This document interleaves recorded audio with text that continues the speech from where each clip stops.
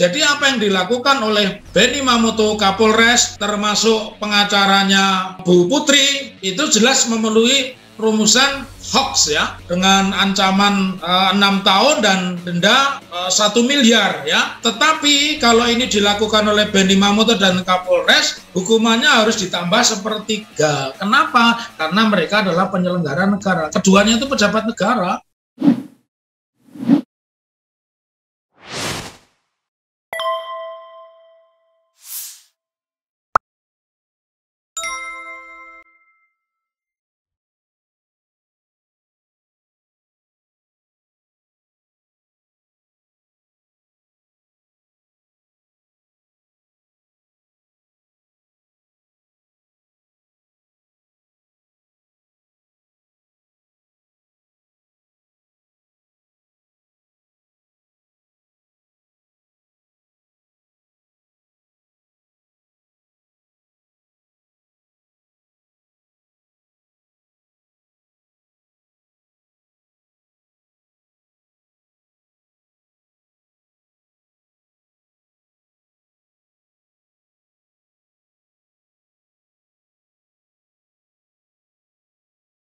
Ya, dokter sebagai pakar hukum pidana, nomenklatur hoak itu dalam konstruksi hukum pidana seperti apa? Kalau juga diletakkan pada kasus Sambo ini seperti apa? Termasuk saya bercerita dulu, kebetulan saya sedikit dari orang yang menggeluti hoax dan saya menulis, dan mungkin saya nanti akan menulis buku yang terbaru ya, hoax itu buatan pemerintah gitu ya, buatan pemerintah.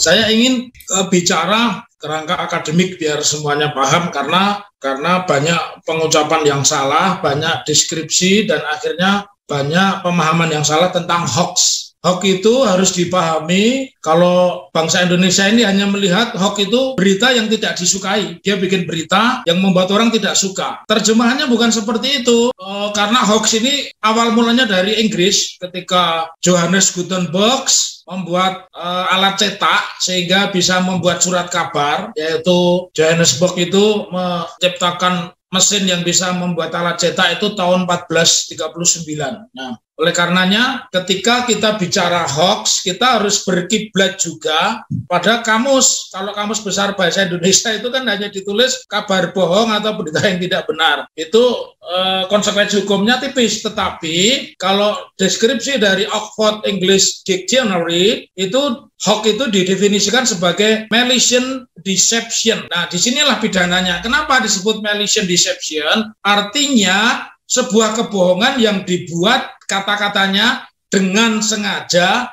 dan tujuan jahat agar masyarakat setidaknya 3, masyarakat kacau, masyarakat bentrok, dan masyarakat cekcok. Jadi kalau kita melihat ini, maka kita kembali pada pemahaman tentang hoax pada kasus Sambo. Itu dari awal kan disebutkan sebagai tembak-tembakan ya, kayak di Texas begitu. Ya, kebetulan saya memang suka hobi film-film cowboy itu, tapi kayaknya kok tidak ada film cowboy Indonesia yang serius tembak-tembakannya sehebat itu. Kecuali Benyamin Sueb ya, Benyamin Sueb yang dipakai kehormatan jalannya, dipakai namanya sebagai jalan di Kemayoran ya.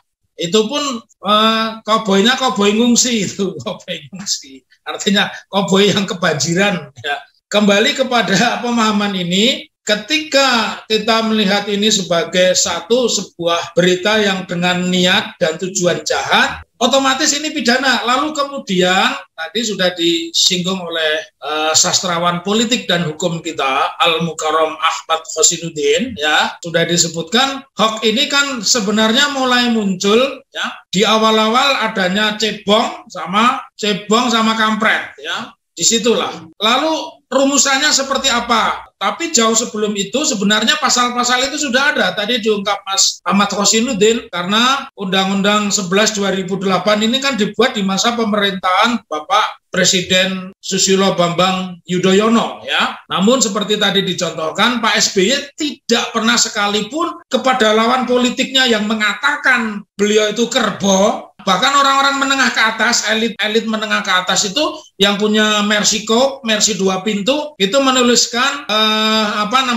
B390 SBY, kalau dibaca bego SBY, tapi tidak pernah satupun orang yang membuat plat nomor itu dipenjarakan, apalagi dipanggil, apalagi diciduk macam Ahmad Dhani, macam Gus Nur, macam Edi Mulyadi, dan sekarang tambah lagi nih mantan Menpora ya, mantan Menpora Roy Suryo juga diciduk. Jadi kalau kita berbicara tentang kategori itu, nyambung, sesungguhnya yang namanya Habib Rizik Syihab itu tidak perlu menjalani pidana karena dia tidak punya niatan dan dia tidak bermaksud dengan tujuan jahat. Dia tidak punya niat jahat dan tidak punya tujuan jahat. Karena ditanya gimana Beb, sehat? Masa disebut menyebar hoax? Jadi hoax itu sesuatu yang dirancang, yang diniati dan kemudian disebarluaskan untuk 3 tujuan: menjadi kacau balau, menjadi pertentangan, dan merugikan.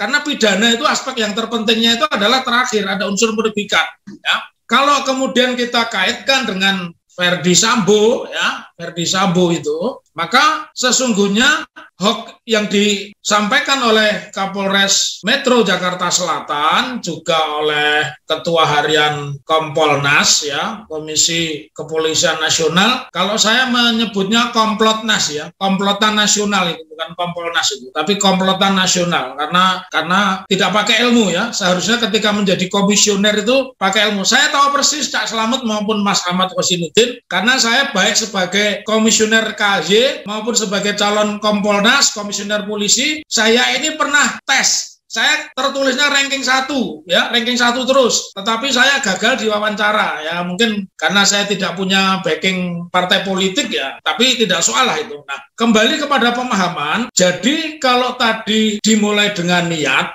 jahat dan tujuan jahat, maka rumusan itu kan sudah diatur. Undang-Undang 11 2008 yang diperbaharui ancaman pidananya khusus pasal 27 ayat 3, ya, dengan Undang-Undang 19 2016, ini kan sesungguhnya layak dikenakan kepada baik Kapolres Metro Jakarta Selatan maupun Kompolnas, terutama Benny Mamoto, ya, Benny Mamoto yang makin lama makin tidak mutu kan gitu, ya, Benny Mamoto yang makin lama makin tidak mutu. Seharusnya kalau kita menganut, saya mengesampingkan pemberlakuan peraturan pidana Undang-Undang Nomor 1 Tahun 46, terutama pasal 14 dan 15. Ya sudahlah, itu hanya pernah dihidupkan di masanya Pak Jokowi, ya, karena mungkin Pak Jokowi itu juga tidak paham, ya. Jadi dan pengikut-pengikutnya menjadi mengembangkan gagal paham ini, ya, paham yang gagal ini. Kembali kepada pemahaman. Jadi dari mana sebenarnya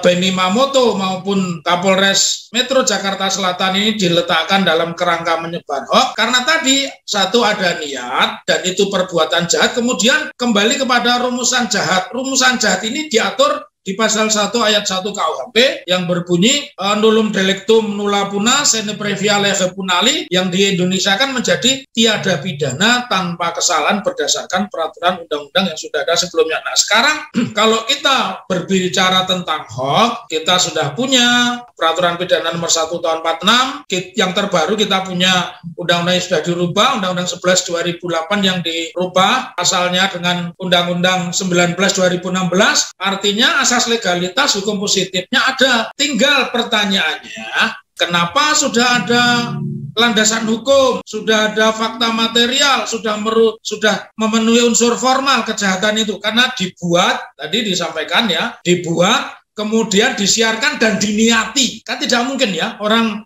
menyebarkan, memotong atau menambah itu tanpa niat, itu kan tidak mungkin, ya. Sementara kalau di Jepang, ya, Menteri Luar Negerinya itu habis KTT di Bali mengundurkan diri karena tidak niat, mabuknya itu terekspos. Kebetulan mabuknya terekspos, itu kan tidak niat. Semalam mabuk, ternyata jumpa pers masih mabuk, akhirnya pulang mengundurkan diri. Kalau di sini kan enggak. Jadi apa yang dilakukan oleh Benny Mamoto Kapolres, termasuk pengacaranya Bu Putri, itu jelas memenuhi rumusan hoax, ya. Dan ini sudah diatur di dalam Undang-Undang Informasi dan Transaksi Elektronik, ya, dengan ancaman 6 tahun dan denda 1 miliar, ya. Tetapi kalau ini dilakukan oleh Benny Mamoto dan Kapolres, hukumannya harus ditambah 1/3. Kenapa? Karena mereka adalah penyelenggara negara. Keduanya itu pejabat negara. Keduanya itu sakit dibiayai negara, ya, makan diganti uangnya oleh negara, kompornya, gasnya habis diganti oleh negara, pulsa HP-nya aja dibayar oleh negara. Jadi kalau ngomong ya ngomong yang benar. Ya, oleh karenanya rasanya tidak berlakunya pasal-pasal ITE, tidak berlakunya peraturan pidana Undang-Undang Nomor 1 Tahun 46 pasal 14 dan 15 semata-mata karena praktek disparitas. Apa itu disparitas? Perbedaan perlakuan. Nah, siapa yang mampu membedakan perlakuan? Yang mampu membedakan perlakuan adalah orang yang berada pada posisi penguasa. Dalam hal ini tentunya kita harus sepakat, semua yuris harus terus-menerus, apakah itu Mbak Irma Huta Barat, apakah itu Kamarudin Simanjuntak, ya, atau pegiat-pegiat hukum yang lain harus peduli. Memang menjadi sebuah pertanyaan besar catatan saya ini, kenapa buzzer itu mingkem, ya? Kenapa buzzer itu mingkem? Ini tidak boleh negara mempelopori hoax. Kalau kemudian terjadi perang suku, siapa yang paling berdosa? Siapa yang paling bersalah? Tentu negara. Jadi di dalam kesempatan ini bukan saya mengatakan dendam karena Habib Rizik dipenjarakan karena alasan hoax, tetapi secara teori, secara akademis, memang hoax itu diniati dengan niat jahat dan tujuan jahat, dan sekarang terbukti bahwa yang ditutup-tutupi itu perbuatan jahat, karena itu baik fakta material maupun perbuatan formilnya terpenuhi, dan semestinya ini ditangkap. Karena kalau tidak ditangkap, akan menyebar hoax yang lebih besar lagi. Oleh karenanya forum ini saya menginginkan tidak hanya sekedar berhenti mengirim rekomendasi dilaksanakan atau tidak, tapi kita sebagai orang yang sadar hukum, karena hampir tiap hari bicara hukum, itu yang namanya Benny Mamoto dan Kapolres itu harus dipenjarakan, ya. Pasal yang pertama dulu adalah pasal menyebar hoax. Demikian, semoga kita menjadi manusia waras dan merdeka. Merdeka. Dokter, kalau ini kan problem disparitasnya justru disparitas antara hoak yang diproduksi oleh para penyelenggara negara dengan rakyat yang memang berbeda, dokter. Kalau kita coba perhatikan. Nah, apa kira-kira implikasinya kalau ini nanti pada akhirnya, dan kita tahu kan bahwa pidana hoak ini kan pidana umum ya, artinya tidak menunggu yang adu, menunggu delik aduan kan begitu. Ya. Kira-kira seperti apa, dokter, kalau ini nanti tidak diproses dan pasti kan mengakumulasi menjadi social disobedience ke masyarakat karena selalu akumulatif, terutama kalau kita bicara soal ujung dari proses pengadilan nanti ke depan, yang di sana sini persoalan yang melingkupi termasuk hoax ini selalu inherent dan menjadi hal yang inherent, maksud saya begitu, dokter. Ini pertanyaan menarik, ada dua implikasi. Satu implikasi yuridis, ya. Implikasi yuridis ini menurut saya positif. Positifnya apa? Kalau ternyata pelaku hoax Kapolres maupun Ketua Harian Komisi Kepolisian Nasional, bukan Komplatnas ya, bukan Ketua Komisi Komplotan Nasional ya, ini kalau tidak dipenjarakan karena yang namanya undang-undang itu pemberlakuannya itu mengenal asas fiksi hukum. Apa itu fiksi hukum? Semua orang sehat atau tidak sehat, berpendidikan atau tidak berpendidikan, kalau dia cakap hukum, begitu undang-undang itu diberlakukan, dia kena.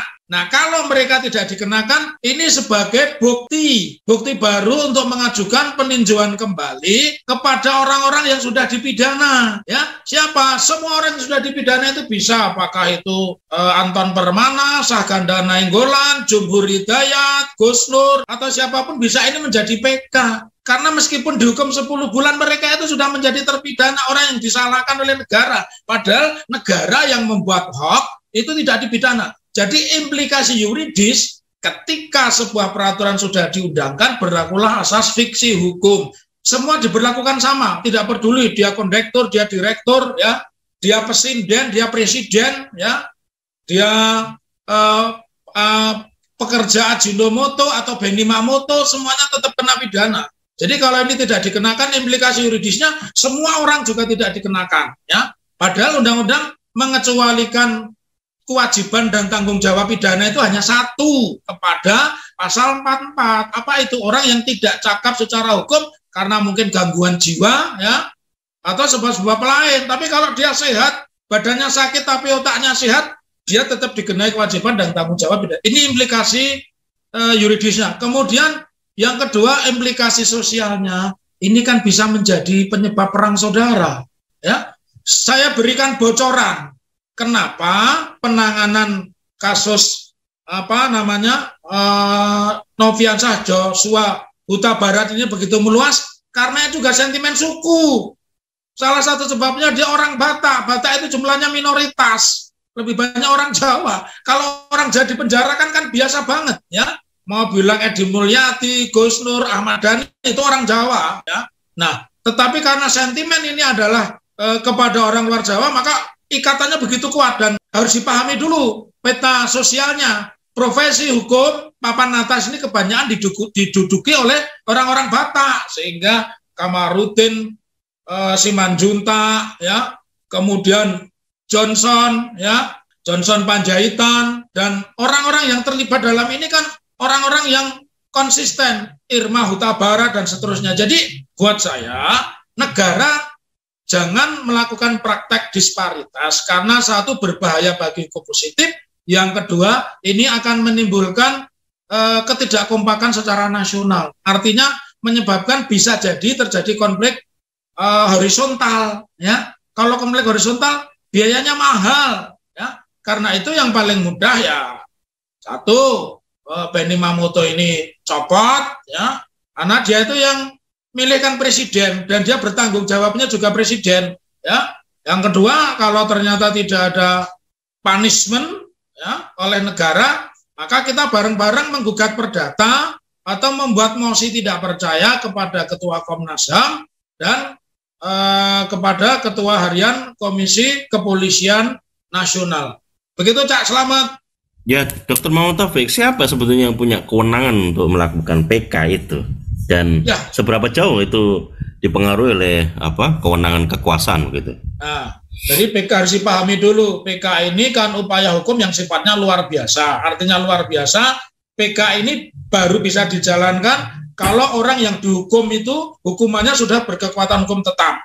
Nah, seperti Saganda Nainggolan, Jumhur Hidayat, Anton Permana, Gus Nur, bahkan sekarang sedang diproses Kang Edi Mulyadi ini bisa menggunakan ini. Untuk apa tetek bengek dibawa ke persidangan kalau orang yang jelas-jelas punya niat jahat, punya tujuan jahat, menyesatkan masyarakat, membuat konflik, membuat benturan, tidak disentuh oleh negara. Itu rumusannya begitu, undang-undang nggak bisa diakali, nanti pada akhirnya blunder. Sama seperti peristiwa KM 50. Ini kan pasal-pasalnya berlaku semua sekarang. Dulu mereka dituduh melawan negara, dituduh hoax, sekarang semua pasal yang dulu dituduhkan berlaku bagi orang-orang yang langsung atau tidak langsung terlibat dalam peristiwa KM 50. Begitu, Cak Slamet. Ya. Dokter, kalau menurut Anda untuk bisa agar proses hukum selanjutnya ini yang benar-benar berkeadilan, ya, benar-benar diharapkan transparan dan akuntabel, khusus mengenai dugaan pidana hoax yang melingkupi dari proses pengadilan ini, kira-kira apa arahan Anda atau rekomendasi Anda, Dokter? Ya, karena ini delik umum, masyarakat harus secara terbuka, ya, menyuarakan terus. Tadi ada yang lewat tadi, Putri dan pengacaranya ini kan secara praktek hukum kan melakukan kesalahan. Pertama, yang namanya perkara pidana itu tidak bisa diwakilkan. Menjadi pertanyaan, sebenarnya yang melaporkan pelecehan itu Putri, istrinya Sambo, atau penasihat hukumnya? Saya juga ingin luruskan, dalam perkara pidana, sebutan advokat itu ketika praktek namanya penasihat hukum, bukan kuasa hukum. Karena pidana nggak ada yang bisa dikuasakan. Pidana itu fungsi penasihat hukum atau advokat itu melihat, mendampingi, memberikan nasihat. Maka sebutannya penasihat hukum. Jadi, saya luruskan kembali, Putri ini ketika menyebut dirinya ada pelecehan, ya, oleh tersangka, ya, Barada Joshua, pertanyaannya yang mengadukan atau membuat laporan ini dia atau PH-nya. Kalau ternyata yang membuat PH-nya berarti kedua-duanya dikenakan pasal hoax, ya. Setidaknya bisa dikenakan membuat laporan bohong atau laporan palsu, pasal 220 yang meskipun ancamannya 16 bulan. Kalau ternyata mereka ini berinisiatif dan dengan sengaja menyerang kehormatan orang yang sudah meninggal, maka mereka bisa dikenakan pasal 317 ya, yang ancamannya itu 4 tahun. Jadi kita lihat dulu ya, kenapa saya ingin luruskan, orang yang sudah meninggal dicaci maki pasalnya masih berlaku, tetapi kalau orang meninggal melakukan kejahatan pasalnya tidak berlaku. Tapi kalau dia korban kejahatan sekalipun meninggal tetap berlaku. Kita lihat mantan direktur koran Kedaulatan Rakyat itu kan difitnah oleh kompetitornya. Yang difitnah sudah meninggal, perkaranya jalan dan dieksekusi 4 tahun. Gitu. Begitu Cak Slamet. Jadi mudah-mudahan ini mencerahkan kepada kita dan kita punya tanggung jawab. Karena ini negara, nggak boleh main-main. Demikian. Salam hormat saya.